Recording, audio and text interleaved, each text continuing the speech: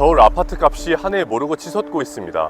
이런 기사들을 보면 어떤 생각이 드시나요? 서울 아파트 값이 치솟고 있습니다. 지금 아니면 집을 못 산다는 불안감인가요? 안도감인가요? 오늘 우리는 이 끝나지 않는 부동산 광풍의 배후를 파헤쳐 보려 합니다. 이건 단순한 시장 논리가 아닙니다. 여기에는 정교한 프레임과 벗어날 수 없는 구조적 모순이 숨어 있습니다. 언론은 연일 집값 상승을 부추기면서 투기 심리를 조장합니다. 기득권이 소유한 경제지와 건설업계가 소유한 언론 미디어들은 지금 아니면 기회를 잃는다며 사람들을 부추기고 있죠. 이런 상황에서 윤석열 정부는 무엇을 했을까요? 미국이 주도한 글로벌 금리 인상 시기 집값이 자연스럽게 안정화될 수 있었던 절호의 기회가 있었습니다.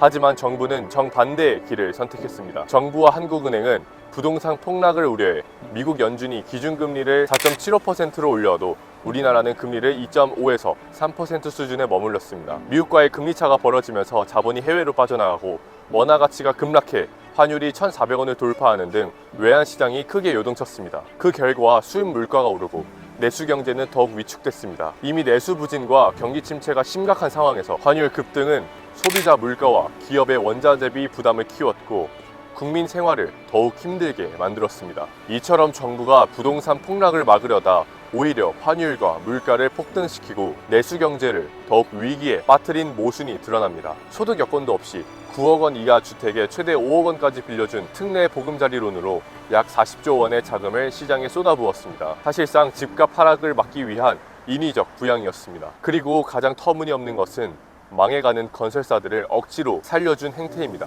자본주의 시장의 기본 원칙이 무엇입니까? 수익성 없으면 퇴출입니다. 그런데 윤석열 정부는 무엇을 했습니까? 무분별하게 대출을 일으킨 부동산 PF, 즉 프로젝트 파이낸싱의 부실을 국민의 혈세로 막아주었습니다. 심지어 한때 우량사업장으로 꼽혔던 둔춘주공마저 PF 자금 조달이 실패하자 은행권과 채권 시장 안정펀드까지 나서 수천억 원을 긴급 지원했습니다. 시행사는 자기 돈 3%만 넣고 97%는 빚으로 사업을 벌였습니다. 이 위험천만한 도박의 실패를 왜 정부가 나서서 떠안아주는 겁니까? 수익은 민간이 가져가고 손실은 공공이 책임지는 이 말도 안 되는 구조를 윤석열 정부가 나서서 지켜주고 있었던 겁니다. 윤석열 정부가 구조조정을 미루는 사이 PF 부실 규모는 160조 원을 넘어 230조 원에 육박하고 있습니다. 국민의힘 지지자들은 말합니다. 이 모든 건 문재인 정권의 무능한 부동산 정책 탓이다.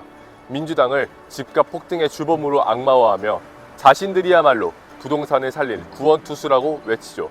하지만 여러분, 여기서 우리가 놓치고 있는 가장 무서운 진실이 있습니다. 만약 내일 당장 이재명 정부 아래에서 집값이 폭락한다면 어떻게 될까요? 집값 하락은 진보, 보수를 막론하고 대한민국 모든 정치인에게 정치적 사형 선고나 다름없습니다. 집값이 떨어지면 유권자들의 불만이 폭발하고 그 분노의 파도 앞에서 그 어떤 정부도 정치인도 살아남을 수 없습니다. 결국 집값 폭등의 책임은 민주당 탓이라던 보수 정치인들도 막상 집값이 떨어지려 하면 누구보다 필사적으로 DSR 완화, 특례 보금자리론 같은 부양책을 꺼내들 수밖에 없는 자가무순에 빠지는 겁니다. 그렇다면 왜 대한민국은 이렇게까지 집값에 목맬 수밖에 없을까요? 그 근본적인 답은 우리 자산 구조의 기형적인 모습에 있습니다. 최근 통계에 따르면 대한민국 가구의 평균 자산 중 부동산을 포함한 실물 자산이 75% 이상을 차지합니다.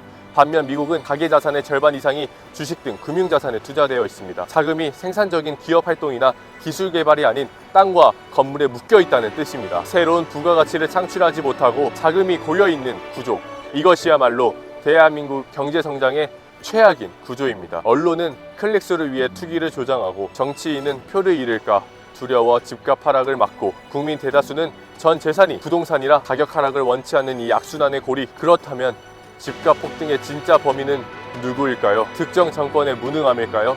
아니면 집값이 떨어지면 정치인도 국민도 모두 패배자가 되는 이 기형적인 시스템 그 자체일까요? 이 문제에 대한 여러분의 생각은 어떠신가요? 댓글로 자유롭게 의견을 나눠주세요. 감사합니다.